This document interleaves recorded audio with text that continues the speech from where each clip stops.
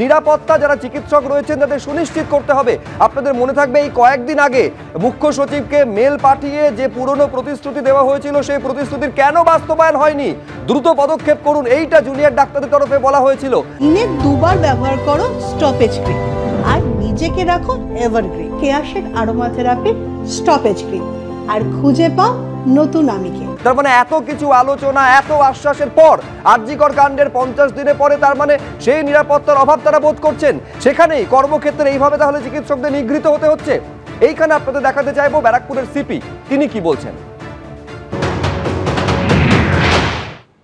Already আমরা এখানে security audit করা হয়েছে, অনেক ইস্যুস উপরে অলরেডি কাজ হয়েছে। গতকালে একটা ঘটনা হয়েছে, তার উপরে পুলিশ যথেষ্ট অ্যাকশন নিয়েছে, ইমিডিয়েটলি ইন্টারভিন করা হয়েছিল। 4 জনকে অলরেডি আমরা অ্যারেস্ট করেছি। তাছাড়া সিসিটিভি ফুটেজ কালেক্ট করা হয়েছে, সিসিটিভি ফুটেজে দেখে যারা দোষী আছে, যাদেরকে কোনো ভায়োলেন্ট অ্যাক্টিভিটি দেখা হবে তাদেরকে অ্যারেস্ট করা হবে। তাছাড়া ওই ঘটনায় কোনোভাবে পুনরাবৃত্তি না হয় তার জন্য কিছু রুলস অ্যান্ড রেগুলেশনস যেটা আমরা এসওপি বলি, সেটা আমরা এখানকার যারা অ্যাডমিনিস্ট্রেশনে আছেন এমএসবিপি আর প্রিন্সিপাল ওনাকে রিকোয়েস্ট করেছি, ওনারা ওই এসওপি একবার লে ডাউন করলে অ্যাক্সেস কন্ট্রোল কে কোথায় কত পর্যন্ত যাবে সেটা সুনির্দিষ্ট করলে ওটা হেল্প হবে। বেসিক্যালি এটা। এরই মধ্যে বৈঠক চলছে, কিন্তু এখনো পর্যন্ত জুনিয়র চিকিৎসকেরা যেটা বলছেন যে তাদের দাবি নিয়ে কোনো সুনির্দিষ্ট আশ্বাস হাসপাতাল কর্তৃপক্ষের তরফে পাওয়া যায়নি, যে কারণে কর্মবিরতি তাদের চলবে। নিরাপত্তার অভাব তারা বোধ করছেন, কর্মক্ষেত্রে তারা যে কোনো সময় আবার আক্রান্ত হতে পারেন এই আশঙ্কা থেকে তারা বেরোতে পারছেন না। তার কারণ কোনো সুনির্দিষ্ট আশ্বাস এখনো পর্যন্ত তাদের দাবি হাসপাতাল কর্তৃপক্ষের তরফে পাওয়া যায়নি। এমএসভিপি তিনি কি বলছেন দেখুন। পেশেন্ট কোনো গাফিলতিতে মারা যায়নি।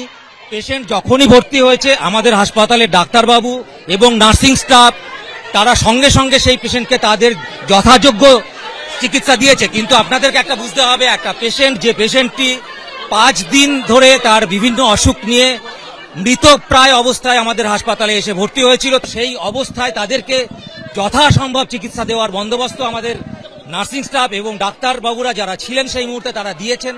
কিন্তু কেউ এখানে হাসপাতালে যারা আসেন তারা অমর নন, কিন্তু মৃত্যু মুখে যদি এসে কেউ পৌঁছয় তাকে সবাইকে বাঁচিয়ে ফেরানোর মতন ভগবান এখানে নেই। প্রত্যেককে মানে ফিজিক্যালি ধাক্কা দেওয়া হয়েছে। আমার কলিগ তাকে তো লিটারেলি একদম পুরো গলা দিয়ে ধাক্কা মেরে দেওয়া হয়েছে, সেও যখন আসে হেল্পের জন্য। তারপরে আমরা যখন ইভেন অনকল রুমে যখন চলে যাই, অনকল রুমে একজন মেল পিজিটি গিয়ে আমাদের প্রত্যেকে ফিমেল অনকল রুমে গিয়ে হাত ধরে টেনে আমাদেরকে পালাচ্ছিস কোথায়, আয় এখানে একজন patient party, male patient party একজন বলেছে পালাচ্ছিস কোথায়, এখানে সিপিআর দে, সিপিআর স্টপ করলে আর্জিকর হয়ে যাবে, তোদেরও শ্বাস নিয়ে নেওয়া হবে, এসব প্রচুর মানে আরো অনেক। হ্যাঁ এসব ফলে সেই মূল প্রশ্ন একই জায়গাতে রয়ে গেল, নিরাপত্তার ব্যবস্থা সুনিশ্চিত করা যাচ্ছে না কেন।